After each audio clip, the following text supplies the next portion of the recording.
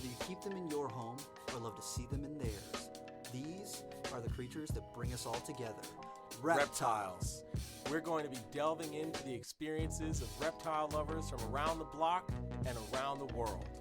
This is the Reptile Talk Podcast. What's up, everybody? It's Jeremy Turgeon from Brassman Reptiles. And I'm Rob, and I'm Creeping It Real. And we've got a super awesome guest for episode 38. I'm pumped. I'm beyond pumped for this episode. All right, so who do we have, Rob? We've got a very special guest, a guy I've known for quite a long time. It is Joe Kenny from Joe's Crazy Critters. How are you doing tonight, man? What's up? I'm doing pretty good. How about you guys? I'm pumped. Yeah, I'm can't super complain, excited. man. I'm glad that we could have you on because it's not often that, podcasts are able to have like kind of local people and people who a lot of other people might not know on. So I'm super pumped to have you on tonight, man. I'm super happy to be on. I love it. Love you guys. So hell yeah. I appreciate it. So for the man. people who might not know you, what kind of got you in your start with reptiles, and what kind of brought you up to where you're at right now? Because you do like educational programs, you do animal control and all that sort of stuff. So what kind of like started out all that love of animals for you? So honestly, it started when I was pretty young. Like, I know a lot of people have listened to like your podcast before, Rob, and like a lot of people are like, oh, it's dinosaurs and stuff like that.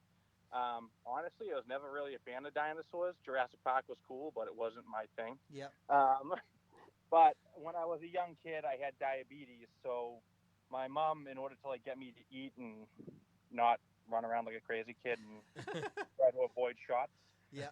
she'd actually take me outside and like catch bugs and catch frogs, and it kept me quiet.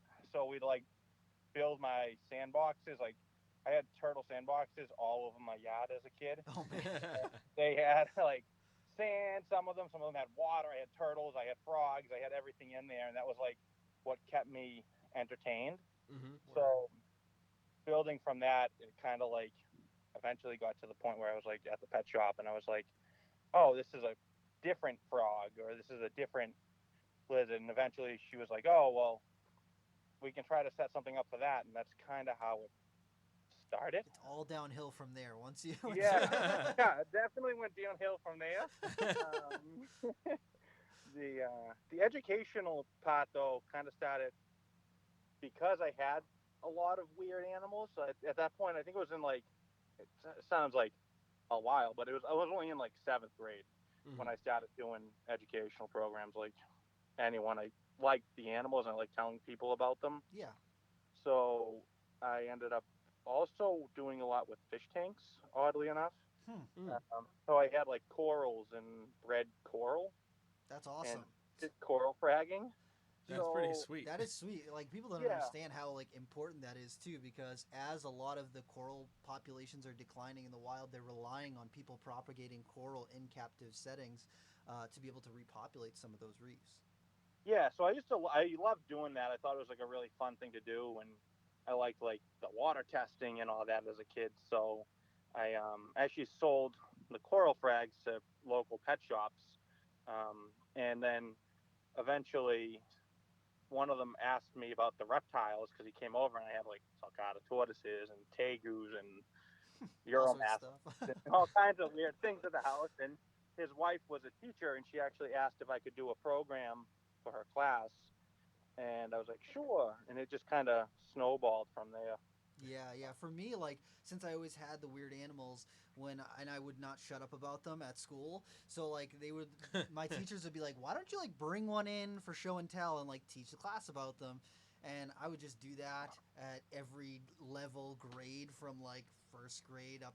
Even I did it in kindergarten too, because I had tarantulas. So like my tarantulas came and stayed at school for a month, and like the kids got to see them and stuff. But like once I got up to 5th and 6th grade and I had like a bunch of different things, my teachers were like, why don't you just like do educational programs and like teach the whole school, not just your classroom, because other classes would get jealous. Like they would hear that a snake or a lizard came into the classroom and like, what? Yeah, well, how come? Yeah. And so it just like happened by accident that they were like, you're good at teaching people about these, so why don't you just do that? Like, make a little business out of it. And my mom was like, oh, something to make a little bit of money because Robert's spending it all on all the animals. Maybe we can do that. Yeah, so it's funny you say that. So like I used to do the same thing. I mean, like and I laughed because I think I've seen you post it before. Is maybe like your senior picture with like your ball python around your neck. Yep. Mm-hmm. And I have to laugh because like when I was in preschool, like I even at that age I loved the animals, and I had like this really hideous looking like orange and purple snake thing that I just loved. It was like one of those plastic snakes. Yep. And I somehow convinced the like preschool photographer that my mom wanted me to have the snake around my neck in the picture. Yes. Yeah. That would never fly today. They'd just be like, "Sorry, kid, no, not happening." Oh. They ended up actually taking the picture, and then they took like a regular picture and sent them both to my mom. Yeah. And so as like a joke, we did like my senior picture, and we sent that in as like my little kid picture. Yes. Picture with one of my boas that I was like breeding at the time. So it was really kind of funny, and I actually do programs for that preschool now. That's and they awesome. That's which awesome. is funny. I remember But- my high school senior photos. I brought like an 8-foot coastal carpet python to be in the photos, and Yeah. it was pretty freaking. I'll have to see if I can find them because I have them somewhere. But the best part of it was nobody knew it was happening. Oh. Nobody. Oh. It was Yeah. because I was like, it was like the night before or whatever, and I was like, okay, I'm gonna do some stuff with my trumpet because I'm going off to college for music, whatever, blah blah blah. And I was like, it would be really badass if I shoved a snake somewhere in there too.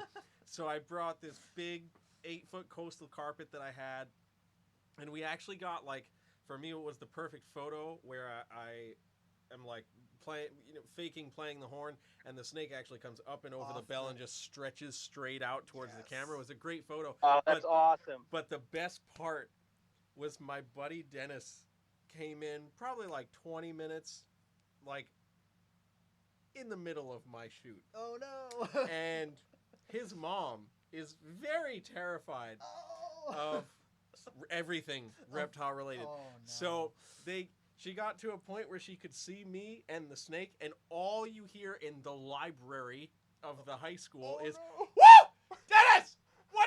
What you should have told me your friend was bringing that thing! Why you let me in here?" Oh my God. So, Jeremy, I have to say, so when I was in high school, there was actually a day I was supposed to be doing something, and we could like at the time you had like people had cars and stuff, so you could kind of like leave if you had to study. So I was like, oh, I was gonna leave. I was actually supposed to be meeting somebody to like trade snakes, like like,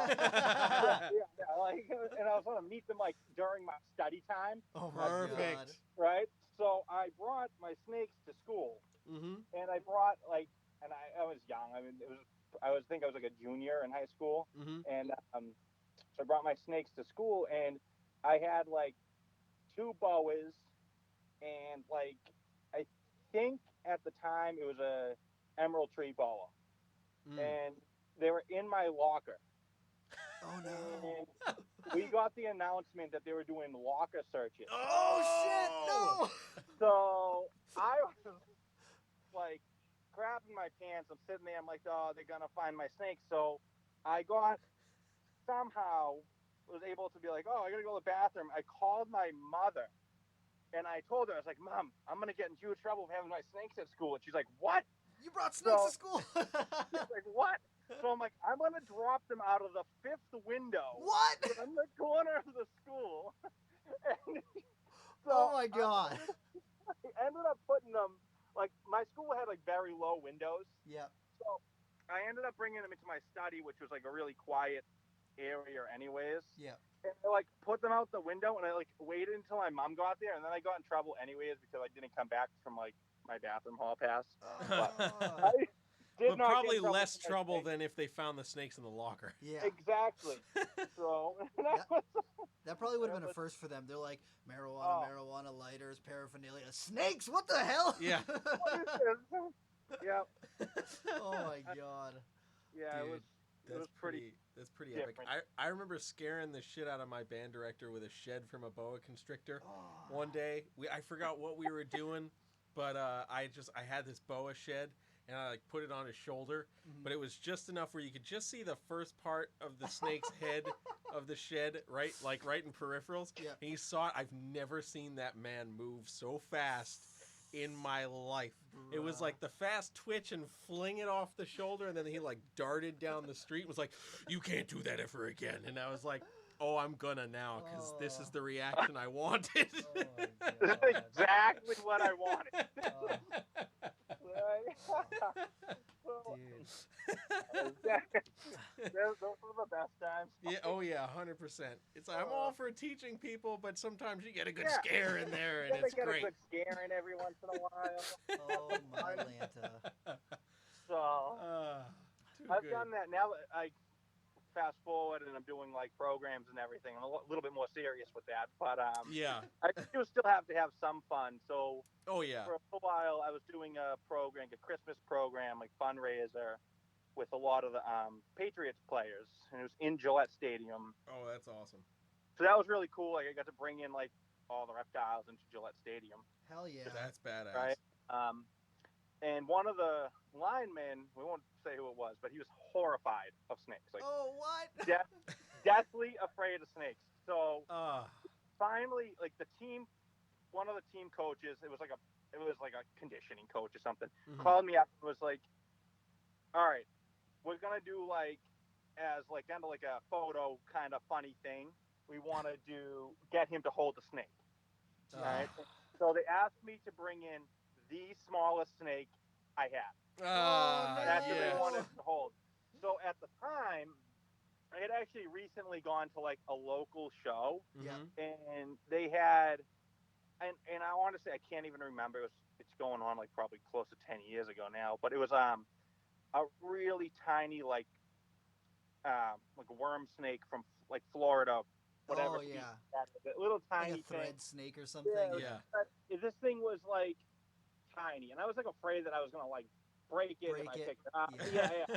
Like I was like delicately moving through stuff, but that's what we took and we put in his hands, and we have a picture of him holding that tiny little snake in his hand, crying. That's hilarious. Yeah. Oh my God. Like He wouldn't know the difference priceless between that and an picture. earthworm, and he's crying over it. Oh my yeah. God. man. Oh, it was the funniest thing. And like the thing is, afterwards we did get him to actually hold a Burmese python. It wasn't like a huge, it was like 8 feet. Yeah. But we got him to hold it, and he did take a picture with it, which was really cool.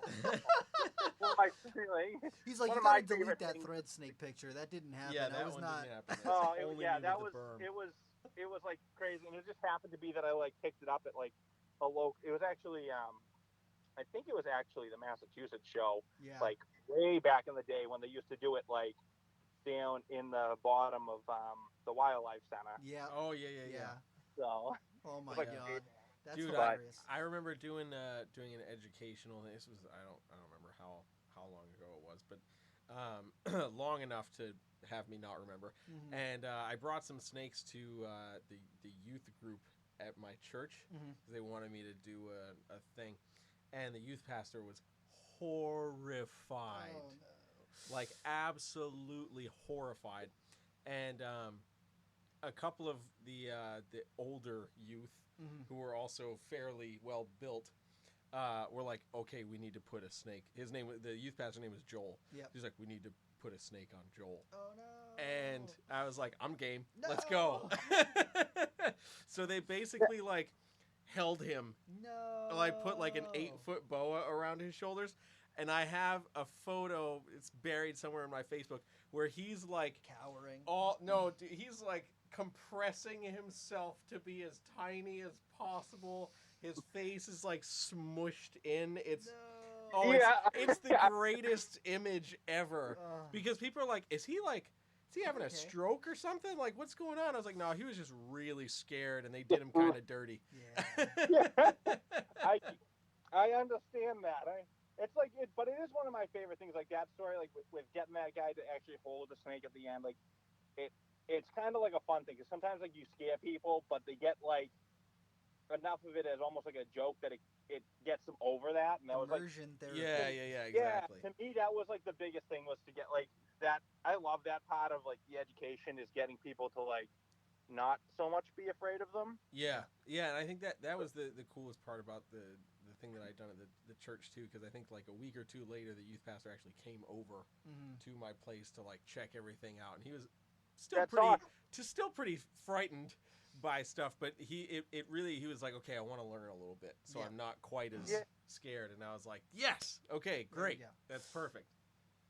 Yeah, it's like such a fun feeling when you get that. Like, and I have to admit, like for me, like Rob, actually, probably when I met you, like way back in the day, like I didn't like snakes. Yeah. Like snakes and spiders were like not my thing. Yeah. Like at all. Like, and then you became friends with Rob Christian. I was like Dominic. I was like cool, and Dominic Penson, right? Yep. So I was really cool with like reptiles in general. I loved like my turtles and my like lizards and anything that wasn't a snake or a spider. So, anything that wasn't that, and I did not like them. I loved like all animals, but like I would prefer to see them in a cage. Yeah. Right. Yeah. So my very first snake actually came to me from like I got home from we had gone out like I was on a weekend. It was like a Saturday, and I came home, and I tell kids this too. And like it was a ball python. Mm-hmm. It was in a taped up shoebox and left on my front steps. Because people knew that you were like the animal kid. Yeah, they knew I was the animal thing. So like this has happened several times. I actually came home one day and there was a tote with like 42 red-eared sliders in it. What? Oh no. Yeah. Oh, and I like came home to this, so I'm like sitting there. I'm like, what am I gonna do with all of these? Like, return to sender. Yeah. Yeah. I was like, oh my, and I'm assuming it was probably like a food mart kind of purchase. Yeah. All like in really rough shape, and they came in. That's like what it was. I'm assuming that's what it was. Yeah. So that was a process, but I came home to the package on there. And there was actually a second package, and that was like a small folded up box. And I think it was like a Petco or PetSmart kind of like folded in tiny box, put a mouse in.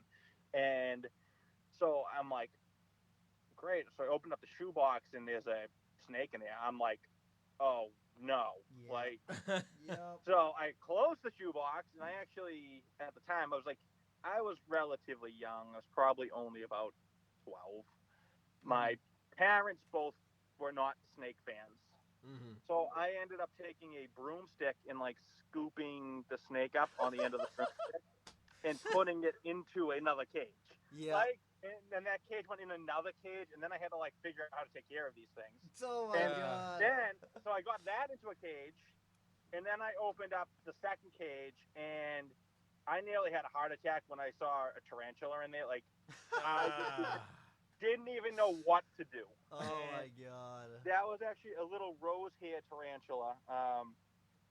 Actually, it ended up becoming like my favorite spider. She actually passed away like 2 weeks ago, which killed me. Oh man, like for a spider, like, I've had it for like forever now. Yeah. Going on like 18 years or something. Yep. Wow. So, like super old for me for a spider. I don't know what. Rob, maybe you keep spiders longer than that, but it was 18 years. It's pretty long for that's pretty good lifespan for a rose. Yeah. So she was like slowly withering away, and it was like it like hurt. I was like hurt when I was like losing the spider. I was like, no. Yeah, not you. Yeah. Yeah, not you. Like she did like literally when I say like probably well over 1,000 programs with me. Like damn, yeah. A lot of programs, and like so it became like a favorite pet. Like yep. Yeah, and people when they see you do programs like that, if they ever like, I don't know about you, but like we have programs that we do every year. So we'll see kids, every year, and we have some staple animals that are like, did you bring Marshmallow, the blue-eyed leucistic ball python? And it's like, yes, I brought Marshmallow. Don't worry, I make sure that the favorites come, and that's like one of those things like the rosehair tarantula. That can be one that a lot of people fall in love with. Because it can kind of get them over that fear of spiders because they are basically just like a pet rock. They don't move around a whole lot. They don't move around. They're slow. Yeah. It's a great spider for that. And like it got me over the fear. Now I have like too many spiders. But it got me over that fear, and it became like something I was more interested in. I thought they were really cool. Like, so I think it was like a really cool spider for that aspect and like the story of it and everything. Yeah. But I lost it. You know what I mean? Yeah. And it's funny how like something that I was like so afraid of, like having to teach people about it, kind of taught me to get over that fear. Yeah. If that made sense. Yeah, Yeah. for sure. For So sure. it's been Yeah, kind of sometimes you have those greatest aha moments when you're in the midst of teaching. Yeah. You Yeah. know, when you're just like, oh yeah, I didn't even think about it like that, because your brain starts going, and especially when you're trying to reach that person that might be a little afraid, and you're trying to figure out, okay, well, how can I explain this to you so that you're not afraid? You know, Right. and then you say something, and you're like, huh, yeah, you know Yeah. what? You're Like, wait pretty a minute. freaking smart. Yeah, it's clicking in my head too. Like, Yeah. But no, it's been a fun trip with that stuff.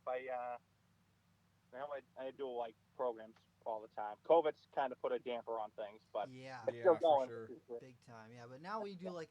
Have you done a lot of the Zoom programs? Yeah, Those are really fun. which is fun. Yeah, I was doing a lot of I was doing like kind of trying to do like just to keep my like people involved during like the complete shutdown. Yeah. So I Yeah. was doing like kind of like weekly Videos. like just video things just Yeah. to talk to people.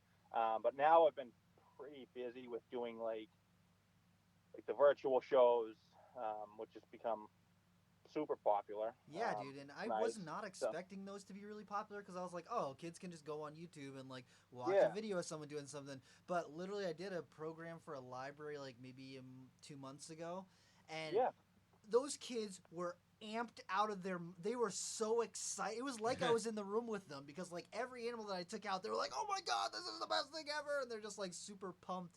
And I was like, one of the main things I like to do in like in-person programs is let the kids touch things so they get a feel for what it's actually like up close. yeah. That's huge with me too. Like, Yeah. And the Zoom programs, I was like, oh man, the kids can't touch it, so it's not going to be as cool.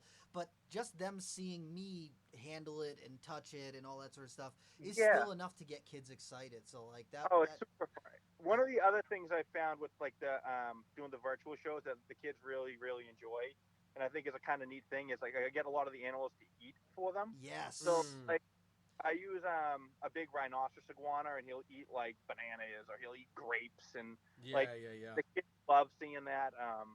Chameleons that'll eat like a dubia roach or something like that, and Yep. like they get to see the tongue come out. Yeah. So it's kind of fun. I'll take like a lobster roach and put it on like a piece of glass, so you can see the tongue like stick to the glass. Oh yeah, Which is that's a fun really thing good for them. idea. Yeah. It's like just a square plexiglass, and you just hold it right in front of the camera lens, and you put the bug on it, and you Yep. can see like the coming out toward them. They think that's like a blast. That's right. That's actually really cool. Yeah, Which is that's a really great fun. idea. It didn't like even my tortoises are like they love watching tortoises eat, which is to me it's slow, but it's fun. Yeah. Yeah. Like, I put food in the tortoises. I'm like, wow, this is like watching paint dry, and the kids are like, this is the best thing ever. Look at his head. Yeah. they love it. It's just really funny. We actually do. Speaking of like you were talking about the animals becoming like celebrity things, so I have like a tortoise that's become kind of like that. It's like one of my sulcatas, but it goes to like do like a road race thing every year, and they always print it out like a number. Yes. Ah, that's awesome. And so not that I like encourage people to like do stuff like that, but it makes like a fun picture, and it always ends up in like their news article. That's cool. With the tortoise on there, like, and if we just tape it on, we're like, so Scott's tape, and it sticks there. She doesn't care. Yeah. But she's been doing it. She was actually probably not the best beginner reptile, but I actually got that tortoise. I think that was like my third reptile I ever owned. Wow. Oh man. I got it when I was like 9, I think. Wow. Dang. That's So, wild. actually, Rob, I think you talked about it before in one of these spots. It was like a little reptile shop in Randolph. Yeah, Tropical Treasures. Tropical Treasures. Yep. And so I went in there, and they had the 2 little sulcatas, and they were in like a little 5-gallon tank Yep. on like his register. Yep. And, That sounds like so- stew. yeah.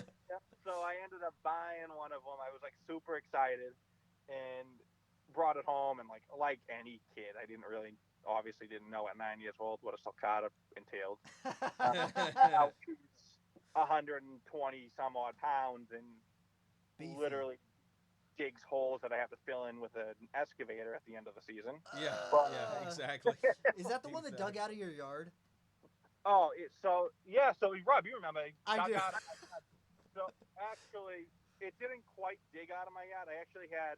So I have like a lot of like reptiles. Like in the summer, I love that they can get outside, get air, what like Natural UVB and all that stuff. Yeah. UV. So like in the summer, like my yard looks like a zoo. I have like blue tongue skink pens. I have tegu pens. Like my monitors are outside. All my turtles are outside. Like That's awesome. my rhinoceros iguanas out there. My grand iguana. Anything that can go outside is outside. My chameleons even go outside. That's That's sweet. sweet. Yeah. Which is super cool, and they've all done really really well out there. And so that was actually I think like the second year I put everything out, Yep. and at the time I didn't realize it, but they had like a lot of like in the neighborhood people coming around like vandalizing stuff. Oh So wow. someone actually cut my fencing. Oh. Ah. So they peeled like literally cut back. It was it was granted I was young and I wasn't really thinking. It was like the first animals I put outside. Yep. So I had like chain link and I had like a panel that went around the bottom so they didn't see through it. Yep. But somebody ended up cutting open the pen and they actually released five. At the time I had five sulcatas. Oh And no. so two of them were like the police ended up calling me. They knew who like they know me. So Yep. like that's the guy with the crazy reptile. So they called me. They were like, "We found this giant turtle walking around." Wouldn't And I happen to was be like, yours, "Well, would it? Yeah. yeah, it wouldn't happen to be yours." I was like, "Well, actually, maybe." Like, Like, are you going to find me? I Yeah. was like, "Yeah." I was like, "Maybe I'm not home, so I couldn't tell you." But I'm assuming check my yard. Like, Yeah. and so there's two of them still in the pen, and then three were missing. So we found two of them. Like I got home as soon as I could, and me and the animal control guy at the time, who was actually a pretty good friend of mine, ended up finding one. Like somebody got called it in, but we found them like right in my neighborhood, and we couldn't find one of them for the life of me. Mm-hmm. Like, and I was going crazy looking for it. And then I think it was like a friend of yours or something ended up had picked it up on the road somewhere, Yep. like over a mile from my house. Yep. Oh man. And then they shot me a Crazy. text. They're like, "Do you know anyone who's missing a sulcata tortoise?" And I was Yeah. like, "I think so." Yeah. Yeah. Like again, only tell the guys. Yeah. Yeah. Now my tortoise pens are much more secure. I ended up after that. I ended up going and getting like an excavator. We dug down, put all the chain link on the bottom, Yep. and then filled it all back in. And they have cinder blocks that go down about 2 feet down, like straight down, and then they have the fencing on like the panels on top of that to keep them in. So Yeah, that's it's a what you little bit more secure. Yeah. I also Sulcatas. have some fancier tortoises. Like I get like Aldabras and stuff out there, so I really don't want them disappearing. Aldabras Oh are yeah, so for cool. sure. Yeah. Those things Yeah. are awesome. Aldabras are awesome. Yeah. They are really cool. How do you like the personality on them? To be honest, they're pretty shy when they're young. Yeah. Which is what I found that they were like. I got my first one. I was like, oh, like it's really, really shy, and I was hoping this is gonna be like my gentle giant, but Yeah. now it's like, the bigger one's probably 70 pounds, Oh my god. and That's a large tortoise. it's like super friendly. Like it comes out. It goes to a lot of my programs now, Yep. especially programs where I'm like set up that I can like kind of hang out and like people can In come one in. area. Yeah. Yeah, so I do a lot of programs that like I'll set up at an event and people can come up and kind of see the animals at the table. They can hold them, they can touch them, they can like talk about them. And he's really good. A lot of times, like if I'm out in the field, I'll literally just stick him out in the grass. Yeah. Like literally just stick him there, and he'll like sit there, puts his head up. Kids will scratch his neck and That's rub awesome. him. He absolutely loves it. I think it takes a little while for their personalities to come around, Yeah. but once it's there, it's awesome. They're sweet. That's great. Yeah, they gotta my- grow into their confidence, but then it's Yeah, bam. exactly. They're definitely my favorite tortoise now. Hell yeah. That I have. Not everyone gets a chance to interact with them, and it's like, you know, I'm always curious when there's species like that I don't really know a lot of people who work with them. I'm like, what do you think about them? Let me pick your brain about them, because Yeah. like, You know, like we Yeah. had Savvy on, and she gets to hang out with some of the big sulcatas, not sulcatas, Aldabras, and Yeah. Galapagos and stuff. And she's like, they have so much personality. It's just like they're so. Yeah, that's the thing. Like I said, like they definitely like as he's coming to like a little bit older, the personalities develop a Yeah. lot. Um, like if I go out there now and I have like a bucket, it's like he'll literally come running, like running to me. Or he'll see like my hose has like a yellow handle on it, and as soon as he sees that yellow handle, he's like even like sometimes I'll like hang it on like the hanger, and you see him just sitting there like looking at it, like just waiting to get sprayed with the hose. He's like banana. Yeah, he's like and he just likes being sprayed with it. He loves like sitting in the like. I'll end up in the summer like real hot days. Like, no, probably ruining the yard, but I just like just flood the like whole like paddock for them. Yeah. It's like a swamp of mud, and they absolutely love it. That's so That's cool. awesome. Wallowing in it, like. So they really do like that. Even the sulcatas, I find really love like when it's hot out. They like that muddy kind of like. Yeah. So I do that with them too.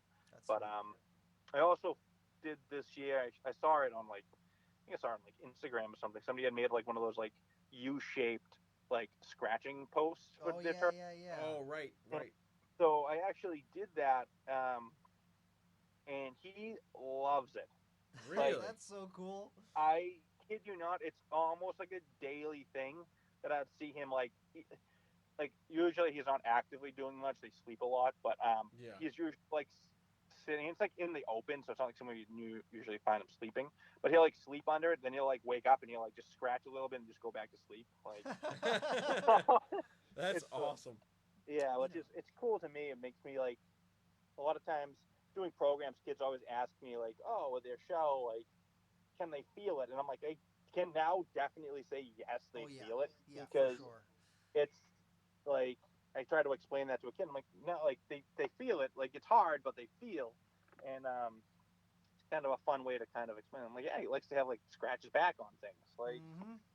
Yeah, I And usually try and tell people it's kind of like the top of your skull, where it's like it's hard, but you can still feel it. Like when someone scratches on the top of your head, it still feels good. right, exactly. Yeah. It's funny. I talking about that. I take in a lot of like rescue animals. Yeah. There's a lot of animals that people can't necessarily either can't keep or that like do like hoarding situations and that kind of stuff too. Yeah. But one of them was actually a tortoise that came from Randolph, and it was a sulcata. It was pretty good size. Like, it was like 30 years old when I got it. Wow. But it grew up in Randolph, and the guy had actually won it at like one of the fairs Oh my god. as like a gift. Like he won the top prize and got a turtle. Like Oh my god. What's giving away yeah, sulcatas? These tortoises are yeah, gonna be giant. Oh my Lanta. Oh. crazy. But he got it. He's now 91, but he had to move into like a retirement home, Yeah. and he actually had asked, like he came to me and asked like like a year before he had to move into a home if I could take it because it was just too much. He couldn't lift it up, couldn't move it, and I was completely okay with that. He asked if like the one thing he could come over and see it, and that I scratched the tortoise's shell every once in a while. And I was Because he like, likes what? it. Yeah, he's like, well, if you think about it, it's the only animal that can't scratch itself. And I was like, I guess you're right. You got a point. But he still comes over and sees it. He ended up actually moving to Abington, which is where I'm from. Yeah. Into a retirement community thing, just so he could come over and see the tortoise more. That's awesome. That's so cool. Yeah, so he comes over like with the COVID, he hasn't been over much, but he usually would come over like at least once every other week and just bring over like lettuce and fruits and stuff and feed them. But that's awesome. That's cool. Yeah, so it's kind of a neat thing. So what got you started with doing like the rescues and like animal control and that sort of stuff? So the animal control and rescue stuff, it kind of came with the education, I think. Yeah. So I was doing the educational program, so I was pretty well known in the area for being like the animal guy. And it's not just reptiles I keep. I keep literally a little bit of everything. So there's not like much I don't keep. So the Birds, town fish. actually, yeah, I even have fish. Like so, Yep. yeah, so the town ended up coming to me and asking. They're like, "Hey, we don't have one. We call you sometimes, anyways. Would you want to do it for us?" I was like, "Well, what's involved in it?" Yep. So kind of came from that, and then I had two of the other local towns ask me about doing it too.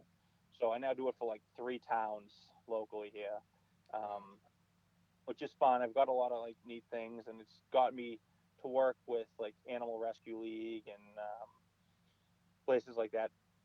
Pretty and MSPCA. I work with them frequently now, and it's been like it changes a little bit of like how you see things Yeah. because and for me I'm obviously an animal person, like, and you hear a lot of people say like, oh, I'd rather deal with animals than people, and like, and a lot of times I'm like, yes, because animals are way easier to deal with, Yeah. but Yeah. it's because now like I see both sides. Like I see, like you see on the news, you see like, oh, like there's a cruelty case, and what you don't see is like the person that had those animals might mentally not be there. Yeah.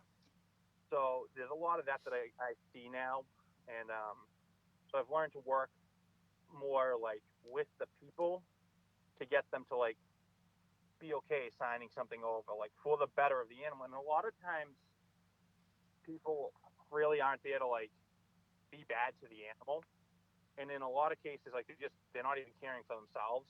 Yeah. So Right. I've had a lot of animals that are like signed over that are in rough shape, but the people are in equally bad shape, Mm-hmm. if that makes sense. So I've gotten a lot of like a big one is birds. You get a lot of birds that way Yeah. for whatever reason. They're a lot of work, so They're a lot of work and they're a lot loud of work. and I think Yeah, so people I have underestimate it. I feel like birds and turtles are one of those things where people are like, I want to get a bird, I want to get a turtle, but they don't realize the amount of work and care and attention that those animals really need for them to do well yeah, in a captive setting. it's a lot. Yeah. And like so I have a good amount of birds, more than most people would probably want. Yeah, I mean I have four paws, Oh my god. five cockatoos. I can Oh. hear your house So from here. Amazon. Oh no. Oh yeah, yeah, yeah. You can. In the summer, those go outside too, so my neighbors don't like me. Oh Say the no. least. Like 7 o'clock at my house in the summer is like the Amazon combined with Africa and Australia all at the same time. Oh Oh my man. god. Hey, when the neighbors complain, just be like, hey, So at least it's just the summer. I could have chickens and this could be a year-round thing. this Yeah. could be year round, but I got those too. But they're not. And they're lucky if my pig doesn't get loose and go for a stroll around the neighborhood. Oh my god, wait, Ah. hold on. What's your pig's name? Her name's Rosie. Yes. Well, That's Yes. yeah, awesome. her name's Rose. Actually, I do a lot with like Renadactyl, so I do like the lychees and chihuahuas and all that stuff now, just because it's like one of the species I like to work with. Yeah. Yeah. But as a kid, when I first got the pig, like, and I don't know where my reasoning came in with this, but I was like, oh, like, do I want to get like a couple of breeding crested geckos or a pot-bellied pig? And yeah, random, but The pig wins out. I decided to get the pig. Obviously, yeah, now I think I have like over 100 crested geckos, so I should have just stuck with that. But yeah, so she's great. She's like 12 years old now. That's awesome. But she's really good. She's like it's like a dog, but it lives outside. Um, yeah. Do you bring her to programs? I usually don't know, just because, to me, like a big thing with the programs, like you said, Rob, is getting people to touch things and be like really comfortable with them. Yeah.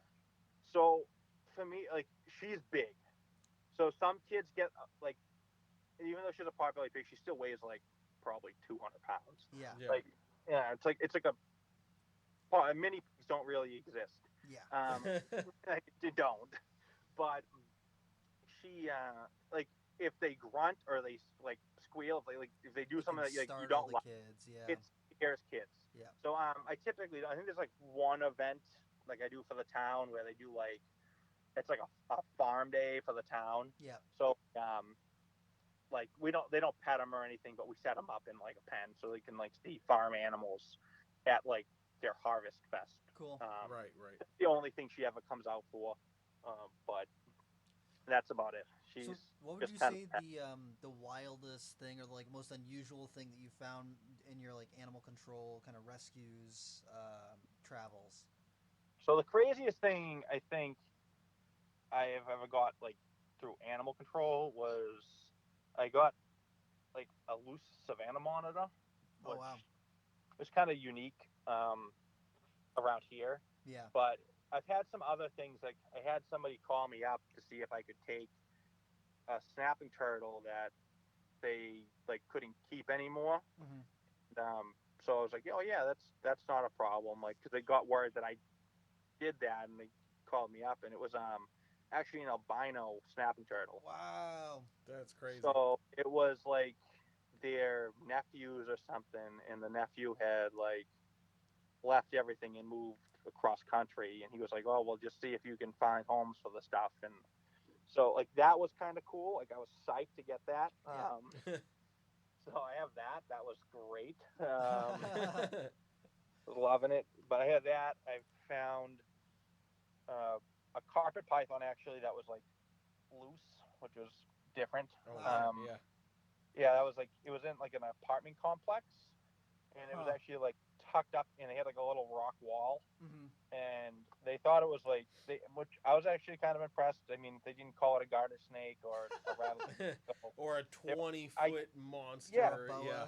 yeah. They were like, oh, like there's like a snake. It's like 3 feet long, and it's like doesn't look like it lives here. And I was like, oh, they're like, maybe it's like a rat snake or something. And I was like, Yeah. well, let me go check it out. And but it was a little carpet python, so that was kind of cool. Not things you'd expect to see in Massachusetts. Yeah. No, not something you expect to see in an apartment complex yard, like. Yeah. Yeah, exactly. So that was kind of cool. I've had but nothing else too crazy. I've had some like weird calls where I've had like wild animal kind of calls. I had which to me I love doing that stuff. Like anything that's kind of like different and exciting is fun for me. Yep. Hmm.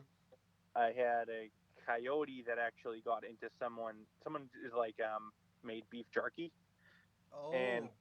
so it was an older guy, and he left his storm door open going into the cellar where he made the beef jerky, Yeah.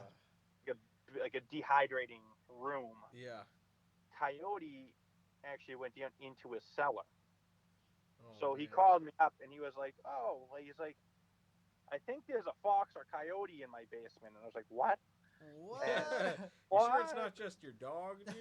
Like, Yeah, I was like, wait. I was like, I'm like thinking the guy seemed very elderly. I was like, maybe he's delusional. I don't know. Yeah. So I'll go check it out. And so I got there, and he like told me, he's like, yeah, it's been down there. I closed the door and I locked it. It's been down there for 3 days. oh And shit. What? yeah, I was like, wait a minute. I was like, wait, it didn't just go down there. He's like, well, no, He's like, it's kind of like just like pacing around down there, and I thought it would just go out, and it hasn't. Oh my So god. I went down there, and he ended up kind of hiding behind a couple of like pieces of like sheetrock and plywood and stuff that was leaning up against the wall. Wow. So I was like, oh, it's actually a coyote. Like I'm thinking it's gonna be a like I was expecting at most a raccoon, like at most. Yeah. And so its little tail is hanging out. So it actually ended up pushing the wood up, so kind of like squished it against the wall and the wood, Uh-huh. pulled it out, and actually scruffed the coyote like it, and pulled the coyote out of there and like carried it up the stairs. Wow. That's Probably the crazy. craziest. Yeah, that was probably the craziest call I've That's had. wild. That's so wild. Yeah. Sheesh. So you've gone and sat in on some of the rules and regulations. Like what was it, 2 years ago? Massachusetts tried to pass a ban on live animal programs. They said that it was supposed to ban zoos because, or not zoos, circuses, traveling circuses. But the way that the wording was set up, it would basically ban all the programs that you do and that I do, where we like bring animals to schools and teach people about them. It would ban that sort of thing. Do you find that Massachusetts is like higher profile when it comes to that sort of stuff? Do you? Because I've seen you go to a couple of those different meetings to kind of speak up on that, because it does directly impact the work that you do with teaching people. So it definitely directly impacts me because it's what I do. And in the educational stuff, it's granted it's a big part of like what I use to pay for my animals. Like it's what supports them. Yeah. It's not my main source of income, which is great. I do the animal control, that's my thing, and then the other stuff is more so like just for my animals. Yeah. But it lets them have like better life. I can buy nicer cages. I can buy all that stuff for them. Mm-hmm. So the like going to those, I think is like super important to show up. Like if it's going to affect you, even if it's not, like it's something that like growing up as a kid, I used to like look so forward to learning about like when they had like the reptile guy come in. That was like the highlight of my year. Like pretty much same. Or like when they had like the bird of prey lady come in, like, that was the highlight of my year. Yep. And I was like, I have like really bad dyslexia. Mm-hmm. So like, granted, I went through college and did all that stuff. Actually, it was shocked, Rob. I think you were in the state. Like, I ran into you like my second day of college. I was like, what? So, so it was cool. But I think like for me, the only thing that like motivated me to learn was learning about animals. Yeah. Like I hated reading, so the only way I would read was if it was about an animal. Same. That's like so like when I was a kid, like it wouldn't matter how long you sit. Like my mom would sit there at the kitchen table and try to like get me to read the story about like whatever was happening, like Egypt or something. I was like, this is not happening. Yeah. Like if there was a crocodile in the picture, oh, I was gonna read it. Yeah. Like Same. that was it. Dude. But so like for me, I had like I got pulled out of classes and everything, and even like for me, that was literally the only thing that made me want to read. So like like to me, I think like that animal connection is big, and I think I've talked about it at a couple of like those things. Like some of the most influential things was like actually it was like the day before I went to one of those meetings, and it really like made me realize like how important that stuff is. I do a lot of programs for people that have like mental incapacities or they don't learn at the same level, people that they're non-verbal. Yeah. So I did a class and there was a kid in there that hadn't spoken in almost 4 years. Wow. Like not a word. Would like mumble and make noises. And he went through a really traumatic thing. Comes to find out, I found a little bit of back history after that because one of his parents actually called me through the school, and after 4 years of that kid not talking at all, that kid actually got up in a gym with like 30 kids in it and asked me a question. Wow. Like, That's crazy. He hadn't talked to his mother. He hadn't talked to his and I guess after that, like it got him to a point where he was like okay talking, like he just snapped out of it and just talked. Wow. That's If awesome. he didn't have that drive to like ask about that animal that he really really liked, he might still just be sitting in school like never talking. That's crazy. I think that's like a connection that people don't get is like going back like throughout human history, people have always had like a connection to pets. Mm-hmm. Yeah. That's why we have dogs. Like dogs at one point were a wild animal. Like they weren't just born as a labradoodle. So yeah. like at some point, like granted, a snake and a labradoodle are two different things, but at one point somebody was taking a wolf and making that into a pet. Yeah. And that bond, I think, is like an innate thing. So I think using that to help teach people is a really important way to get through to some kids. Yeah. It also like helps to like further that. So like when I do program like with some of the older kids, and I'll do like ball pythons, which they're not my favorite thing in the world, Mm. but I keep a handful of them. Yeah. I do like some genetic classes with it, so Yes. which is super fun. Have like a little like Punnett square kind of thing. Mm-hmm. Mm-hmm. Like it's a cool way to visualize that and kind of like see, oh, if you put this brown snake with this brown snake, but you might get an albino one because it has a gene in it. Yeah. Uh, so that's a kind of fun thing instead of learning about peas in school. Um, it's like a different way to learn and something more like More engaging. interesting, yeah.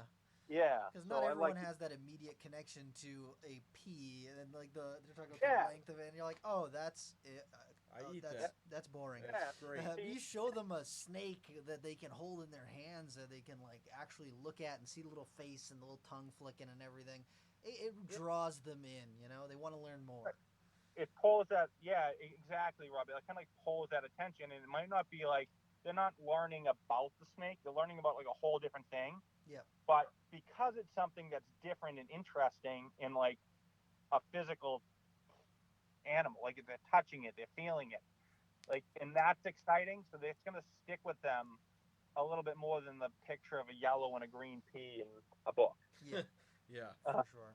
Yeah, when I was in high school, in my freshman year of high school, when we were learning about genetics and all that sort of, basic Mendelian genetics, my teacher was like 2 years out of college, and she was not specialized in genetics or anything like that. So she was like, I don't know what the hell's going on, and I was like, guess what? Guess who's I got this. Yeah. So I taught the whole class genetics because I was like so into snakes and breeding and stuff. I was just like, I got it. Look at this. I got. You want to Rob, talk about double recessive? Let's do it. let's go. That was so, Rob. I gotta admit, like, I was in college and like genetics was one of like the tougher classes. Yes. And I was like, oh, what do you mean? How is this that hard? Like, Yeah. Why are you guys all struggling with Why this? do You you guys don't know struggle? what a bumblebee ball python is? Come on. come on, guys. So, I mean, it was like the only like I struggled hard in school, and that was like the only class that I was like, oh, this is great. I'm not going to class today. I'm learning about peas today. Oh my god, that's great. So that was really cool to me, and like that like was probably like the only thing that was useful in for me. But I loved it. But yeah, that's what it was because I read about that and I put effort into learning about that because it was something I liked, and I think a lot of kids do that too. I actually recently would have been last fall. I had a kid that I apparently, and I honestly I don't remember the kid, but and I did a birthday party for him as a kid, Mm-hmm. and he was doing his graduate research paper on like like niche conservation of animals, Wow. and he was like focusing on like Madagascan gecko species, Oh, that's really That's cool. super cool. which was super cool. And like he's now going into his getting a master's program in this and going to be getting a PhD in it. Wow. And he's going to go on to like actually research this. And like he thought back to me, and like he reached out to me to be like, hey, I need some pictures of these, and like, is there any way I could like I just want to see them, like. And he was like, I was like, yeah, come on over and we'll take some pictures of leaf-tailed geckos. So like, Wow. There you but go. that was a kid that I did a birthday for. I don't know, going on probably 15 years before that. You know Yeah. what I mean? Yeah. And That's crazy. that kid remembered enough about that, like it influenced his life enough that he still thought about that program 15 years later. Wow. And like to me, that's really kind of like a big thing. Like it makes you feel like sometimes I'm like, oh, like it's not like I'm like, yeah, I do like birthday parties for kids, but like those birthday parties are like to those kids mean a They're lot more. special, yeah, because it's Yeah, not their every day that they get to see a reptile or right. a big snake or something like that.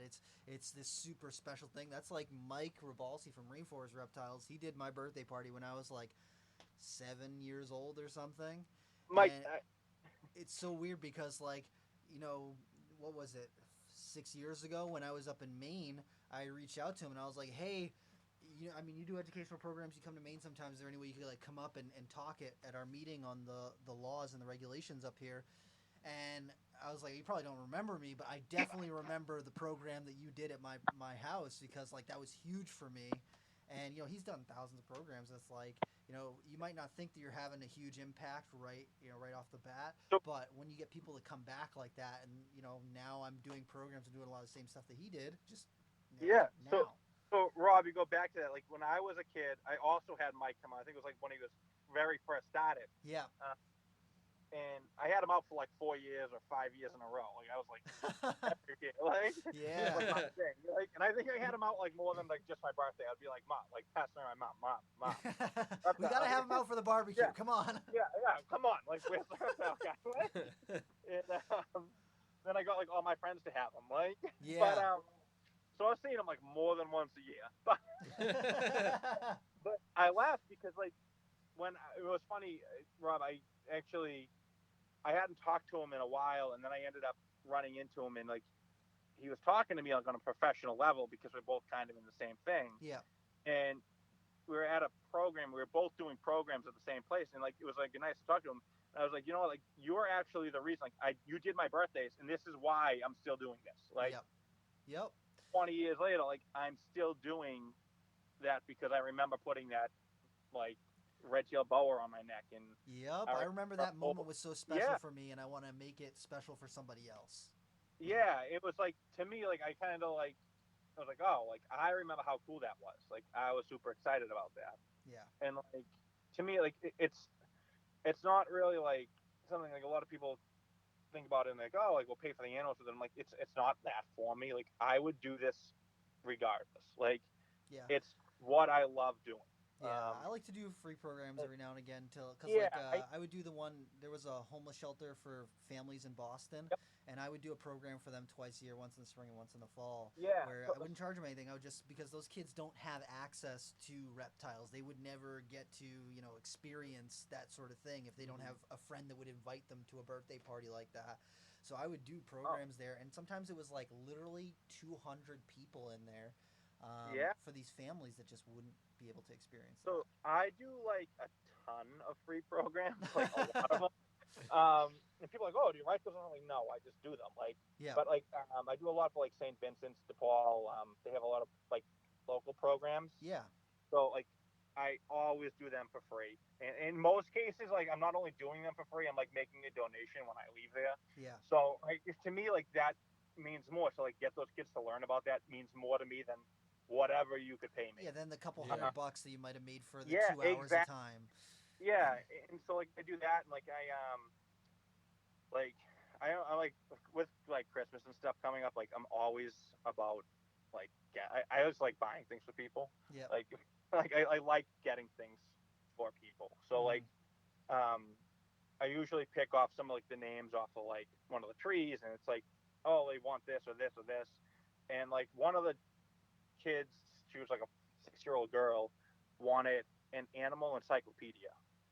And like to me, that was like me as a kid. Yep. Yeah. So Mm-hmm. and I grew up in a house that like fortunately my dad had a great job and like didn't have to ever want anything. Yeah. So like, for them to ask for an animal encyclopedia like broke my heart. Yeah. So not only did I get them like an animal encyclopedia, like but I bought them a bunch of other like weird animal books and stuff like that. But I also like went to the effort to like call and make sure like I called like the company that did the tree so they knew who it was Yep. and it's gonna reach out. So like the Shag girl will be getting a free birthday party. Hell yeah, that's what it's about. So like Awesome. to me like that means a lot more to me than like she's gonna get to see that stuff hands on and Yeah. like experience it.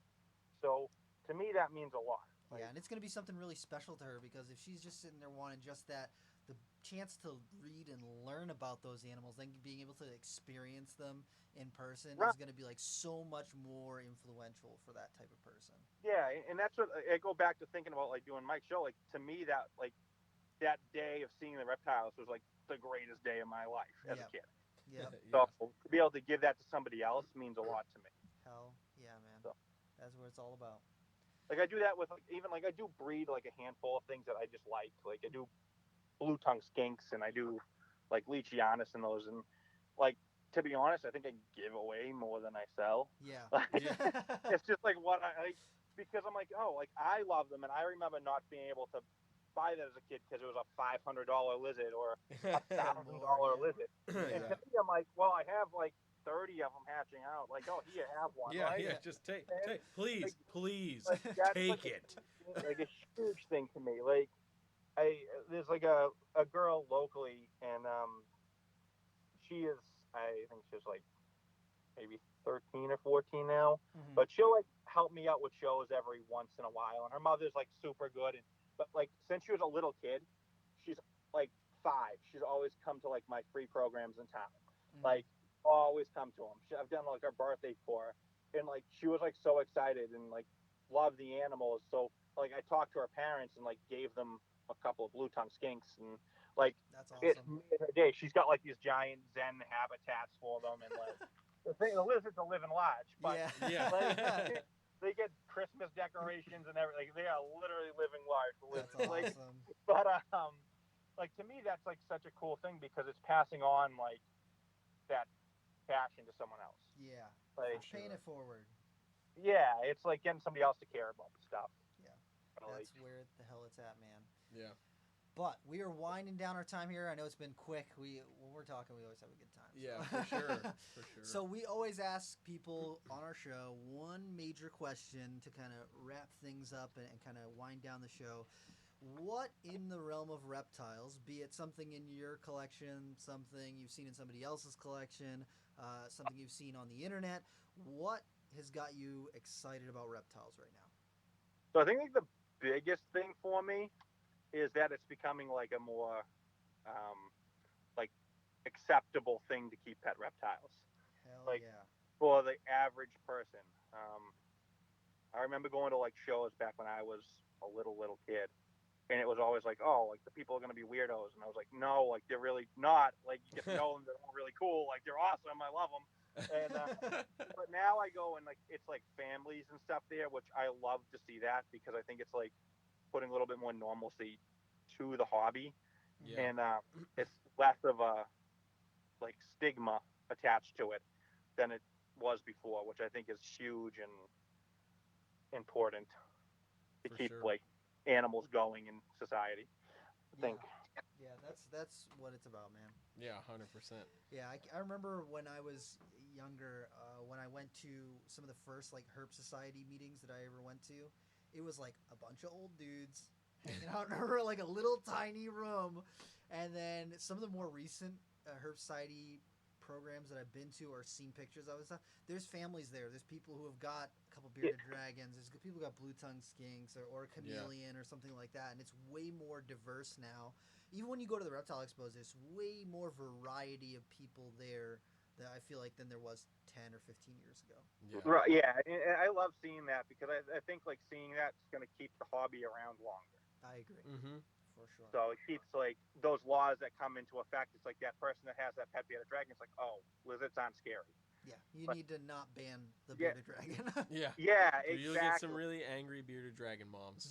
In the state house. Exactly. So listen, Miss Piggy. Bearded dragon mom. Right. Miss Piggy on her basking rock does no harm. She just eats her romaine lettuce and mealworms, and you shut your mouth, you meanie. I have shirts and sweaters for her. I got this really cool Zoom Ed hammock, and it's great. Yeah, I love that that's actually happening right now. So that is what I look forward to, seeing that it continues to go on. Hell, 100%. all right, man. So if people want to find out more about you, the programs you do, the work that you do, where should they reach out? Where should they find you? You can find me on Facebook at Joe's Crazy Critters. Crazy is with 2 Z's. I know it's weird. And Instagram is the same. It's Joe's Crazy Critters on Instagram as well. So you're happy to find me there. Awesome, man. Well, thank you very much for coming on tonight. I'm glad we had you on, and we'll have to talk to you again sometime soon. I love talking to you guys. Hell yeah, Hell man. yeah, dude. Have a nice night. All right. Bye. Bye. Dude, that was such a sweet episode. Love Hell it. yeah. I think that was great. Dude, I've known Joe for a long time, so I'm glad that we actually got to have him on, because whenever I see him at expos or whenever I see him around, we always have a good time chatting it up. So. Yeah. It's also nice because, I mean, up until now, for the most part, most people we've had on are breeders or zookeepers or stuff like this. I think this Joe's the first, like, educator Yes. that we had on, Like, which is his main certainly thing. cool. Yeah, so that's certainly cool. And hearing some of those stories of scruffing a quick coyote and taking him out of this guy's base, that's pretty cool. Not reptile related, but still awesome. Still awesome. All right, so we want to just encourage you guys, if you enjoyed this episode, if you enjoy some of the content that we're putting out, we are on OnlyFans now, so check us out, onlyfans.com/reptiletalk. We'll be posting up some exclusive content there. No nudes or lewds. No nudes or lewds, sorry. It's very professional, okay? Yeah. We're actually talking about making shorter, like maybe 20 or 30-minute episodes of just me and Jeremy, just hanging out, talking about maybe some of the guests that we're thinking about having on, some behind-the-scenes stuff. We're going to be posting some of our projects that we're working with that we are not going to be posting on social media. And it's more of a way that we can get good feedback or better feedback from you guys than just on Instagram or Facebook or wherever else. So make sure that you check us out on OnlyFans. And Jeremy, if they want to find out more about you, where are they going to do it? Check out Instagram, Facebook, Brassman Reptiles, YouTube, Brassman Reptiles, and Twitter at Brassman Rep. How about you, Rob? And if you want to find me, Instagram at RobIsCreepingAtReal, on Twitter at RobIsCreeping, and that's pretty much it. No Facebook for you? No. Okay, no Facebook for Rob. No book of the face. But OnlyFans. OnlyFans. Go to OnlyFans. Yeah, Reptile Talk on OnlyFans. Thank you guys. Have a nice night. See ya.